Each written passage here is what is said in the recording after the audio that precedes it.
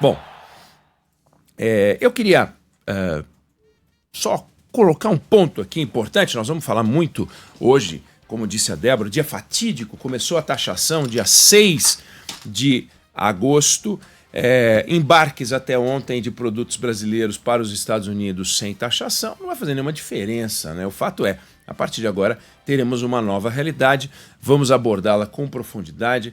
O professor Roberto Gianetti já está chegando aos estúdios da Band News FM, daqui a pouco conversando com a gente, mas eu queria olhar um momento, e com ele a gente vai poder aprofundar, tomar uma aula. Toda conversa com ele é uma aula, e uma aula de generosidade também, porque ele vai compartilhar com a gente um pouco do conhecimento. Só não vai compartilhar muito porque não tem tempo, mas a gente vai conseguir entender esse cenário um pouquinho. Mas eu queria abordar só um aspecto político importante antes de daqui a pouco a gente colocar o nosso professor na discussão, que é o seguinte: esquece, tira um minuto o que aconteceu de cena. Qual era a discussão que a gente trilhava aqui, traçava aqui, tinha aqui no Brasil? A gente estava discutindo taxa de juros, que hoje consome R$1 trilhão por ano do dinheiro que a gente paga de impostos. Outro trilhão vai para a Previdência, e a gente discutia Previdência também, o tamanho dos gastos da Previdência, mesmo despesas que não são previdenciárias, como BPC, mas acabam funcionando como uma despesa previdenciária, o tamanho disso, o seguro-defeso, que o Sandro toda hora encontra aqui ou ali, uma historinha nova mostrando o tamanho desse estrago, as despesas cada vez maiores que ocupavam uma porção pequena do orçamento antes da Constituição de 88 e hoje ocupam um monstro, muito mais do que 50% das despesas. Aí soma isso a taxa de juros. A gente falava do crescimento da dívida pública, o impressionante crescimento da dívida pública. Como este governo conseguiu não cortar um palito das despesas públicas e só aumentar. Não cortou em 2023 e aumentou. Não cortou em 2024 e aumentou. Não cortou em 2025 e aumentou. Aí, de repente, vem falar do quê? Mais carga tributária. IOF. Imposto que não deveria ser usado para aumentar a arrecadação. E se só para fazer alguma regulação de mercado, um exagero, um desvio aqui ou ali. Tome IOF. Tome carga tributária. Ajuste fiscal esquece. Despesas do INSS. Crise, corrupção no INSS, roubo nas contas dos aposentados. O governo tentando vender uma ideia falsa de que havia iniciado a investigação sobre a roubalheira no INSS. Foi a Polícia Federal. Esse governo atarantado colocou um incompetente à frente do Ministério da Previdência, o Carlos Lupe, perdido peripateticamente ali no meio daquelas histórias que ele não sabe o que fazer. Discussão sobre margem equatorial que não avança, ou avança em passos de cágado, a gente precisando produzir energia, e fica ali Marina Silva, povo do Ibama enrolando, aquela enganação, aquele passo de tartaruga, a burocracia brasileira, o discurso de vamos taxar os ricos, a inflação que não se resolve, 96% ou mais do orçamento comprometidos com despesas obrigatórias. Essa era a agenda. Velocidade de crescimento da economia, ali andando meio de lado, voo de galinha. Essa era a agenda de discussão que estava pressionando e obrigando o presidente Lula a ter que começar a governar. O Haddad tendo que se explicar no Congresso Nacional por causa do IOF. E a discussão é quando é que o presidente vai fazer o ajuste, quando é que vão começar a administrar as contas públicas, quando é que nós vamos parar com essa política de distribuição de quem quer dinheiro, para quem quer gestão, quem quer gestão. E uma posição de desconforto. A oposição, a agenda era agenda econômica, austeridade, crescimento, integração do Brasil, enfim, uma discussão que, ou bem ou mal, mesmo que não andasse como a gente acha que deveria andar, pelo menos o governo estava sendo desafiado a discutir as questões certas. apesar da gente ver o atraso retumbante vigorando em certos setores do governo, esses setores atrasados tinham que se posicionar. Luiz Marinho, com a agenda de apoio ao sindicato, querendo imposto sindical de volta, enfim. Esse negócio de agenda, de discussão de 6x1, 5x2, 4x3, ou bem ou mal, tendo que discutir os grandes problemas que existem hoje no Brasil. Aí, de repente, vem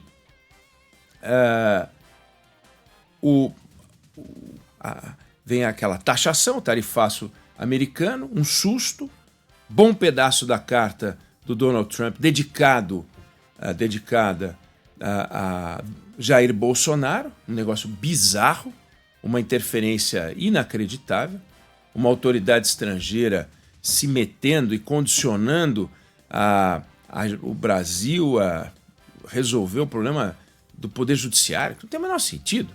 Os americanos sabem, o Donald Trump sabe, que da mesma forma que ele não consegue resolver um problema na Suprema Corte, como ele não consegue resolver um problema no Fed, aqui a gente também não consegue, felizmente. Feliz do país que não consegue resolver um problema na Suprema Corte dando um telefonema. O Maduro consegue. É lamentável. O Stalin resolvia também. Não precisava dessa separação entre os poderes e tal. Aqui as coisas funcionam assim. Tem um desvio, o Supremo está subjugando os outros poderes, tem uma hipertrofia do judiciário. Nós temos um problema atrás do outro. Ou o Brasil teria uma justiça dinamarquesa, com uma educação ruim, saúde ruim, tudo ruim, mas não, a nossa justiça é espetacular. Então a gente critica às vezes o nosso poder judiciário, que está cheio de defeitos, como se só ali a gente tivesse problema. A gente dá toda hora a história da polícia errando, os governos errando, todo mundo, sabe, a universidade, o caos e tal, de repente. Mas o fato é, surge esse tarifaço, surge essa agenda com Donald Trump, com Jair Bolsonaro. Olha o que aconteceu. O Lula parou de governar, esquece. E ganhou o direito, não é de voltar a ser candidato, não, porque ele nunca deixou de ser. Ganhou o direito de voltar para o estádio de futebol onde ele fez discurso. Ganhou o direito de voltar para a porta da fábrica como um sindicalista, fazendo um discurso sem nenhum compromisso contra o dólar, falando mal do governo americano, falando o que a China não fala, falando o que a Índia não fala, assumindo um papel sem nenhum compromisso. Não, agora nós vamos ajudar os setores, o Haddad dizendo vamos ajudar os setores. Claro, tem que ajudar os setores. Agora, não vai resolver. Os setores não precisam de amparo. Eles não montaram ONGs.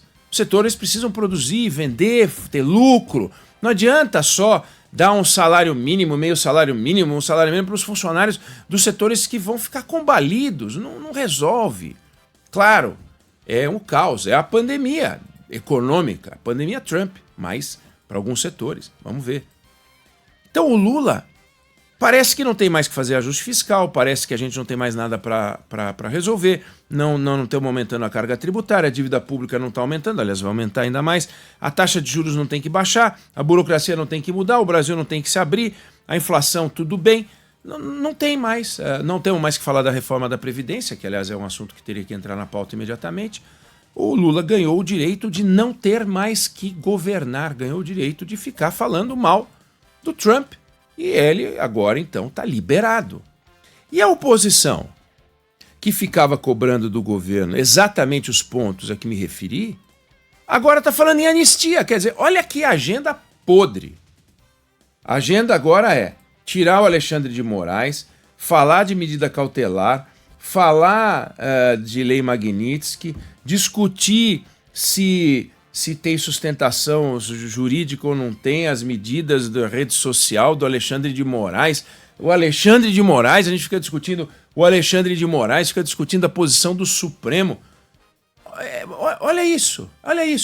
Anistia, aí os caras sobem na mesa da Câmara, do Senado e não saem de lá se não resolver a anistia, se não fizer um impeachment do Alexandre de Moraes. Mas eles não sobem lá para fazer a reforma da Previdência, para baixar os juros. Então a agenda ficou torta. A oposição, que antes cobrava sensatez do governo, O governo que estava sendo espremido para ser gestor, agora não precisa mais ser gestor nenhum, é grito para cá, grito para lá e também grito do Supremo. Porque as peças que começam a sair de textos do Alexandre de Moraes incorporando expressões que os magistrados não costumavam usar no passado. Dizendo que a justiça não é tola. Onde já se viu um negócio desse? Vai procurar nos autores, nas referências, para ver se tem isso escrito em algum lugar. Então tem uma inovação que é a efervescência. Efervescência no judiciário, efervescência no executivo, efervescência no legislativo. E você, como é que fica? E você, como é que fica? Você que não vai vender para os Estados Unidos, você que nunca vendeu, nem deixou de vender, mas que está sabendo que o teu chefe ou mesmo você não vai poder fazer um investimento. Então, descarrilhou. A gente está num problema gravíssimo. Lula ganhou o direito de ficar no palanque, Lula ganhou o direito de virar sindicalista de novo, a oposição incorporou uma agenda podraça, e está deixando de lado a agenda de transformação do Brasil, que o governo não está tendo a obrigação de incorporar, então estamos desassistidos, ou seja, o Brasil corre o sério risco de virar uma nau sem rumo. E quando você não tem rumo, você vai ao sabor dos ventos. Se não tem vela, você vai ao sabor das águas e das marés, e aí ficamos como? Vamos para onde der? Não tem jeito, a gente tem que conduzir o nosso futuro. E esse é o nosso desafio. E esse nosso desafio parece que está sendo esquecido pelos donos do poder, o que é lamentável. Eu não sei se você concorda ou discorda, mas essa é a opinião que eu tenho sobre o assunto.